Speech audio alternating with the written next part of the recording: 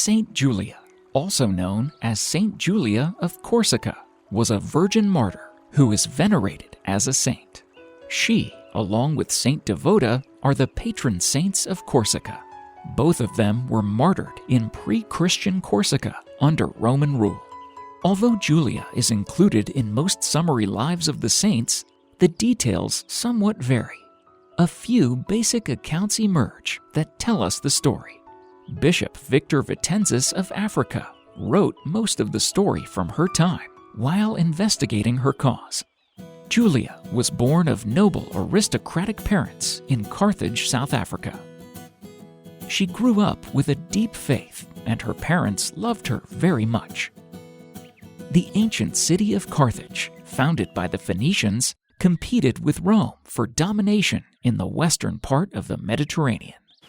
Given the high-profile nature of the city, it was also subject to numerous barbarian attacks, and the city's defenses had crumbled.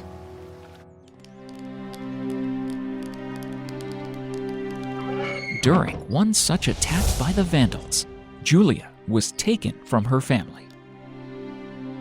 The Vandals later sold her into slavery. She was purchased by a pagan merchant of Syria named Eusebius.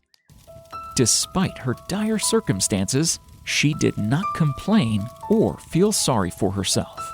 Rather, Julia accepted everything as a gift from the Lord and performed the most humble tasks with wonderful cheerfulness. In her spare time, she read holy books and prayed fervently. So ardent was her love of God. In fact, her very joyful nature stood out to Eusebius. As such, she quickly became Eusebius's favorite slave. Her virtuous lifestyle and joyful attitude made her the best worker. It was easy to be her master. One day, Eusebius was headed on a journey to Gaul.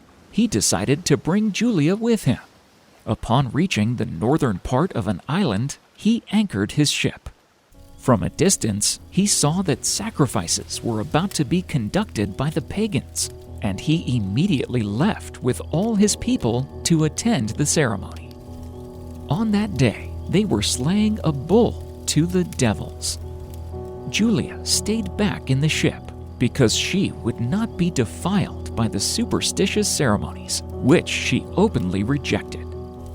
The governor of the island, Felix, was a narrow-minded pagan who needed to have things his way. Eusebius was welcomed by Felix, and he joined them in their celebration. One of Felix's men saw Julia alone in the ship, praying to God.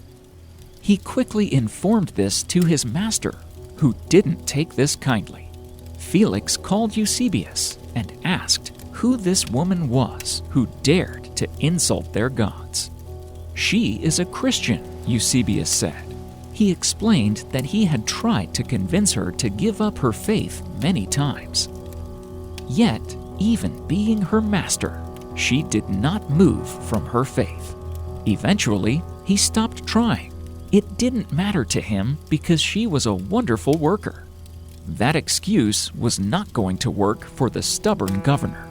Eusebius explained he could not bear parting with Julia because she was so diligent and faithful in her work for him. Felix wanted to buy Julia at any cost.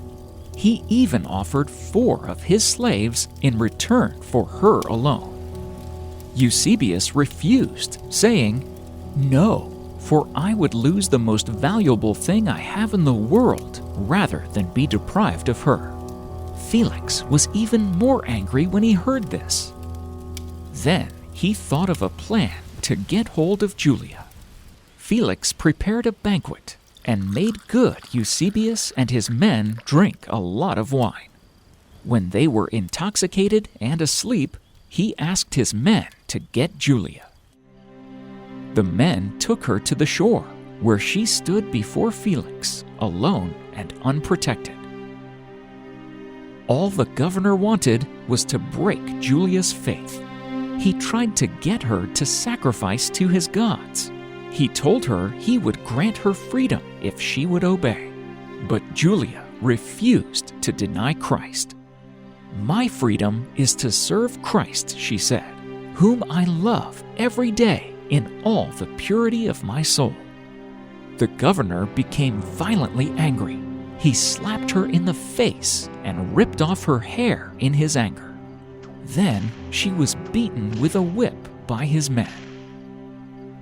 Julia remained calm and said that if Christ was flogged and crowned with thorns for her, why should she not endure this punishment for him? Finally, he ordered her to be hanged on a cross until she died. As Julia lay on the cross, she prayed for one last time, and then she died. She died as a result of her faith. Some accounts say that a dove flew from her mouth as she died. Saint Julia underwent a lot of struggles in her short life. She was a slave. She was mocked for her faith. She was even tortured and killed for it. Yet, through it all, her faith remained strong. Saint Julia was declared a patroness of Corsica by the Church in 1809. Saint Julia is often depicted with the palm of martyrdom and the crucifix. She is the patron saint of Corsica, Livorno, torture victims, and pathologies of the hand and the feet. Her feast day is celebrated on May 23rd.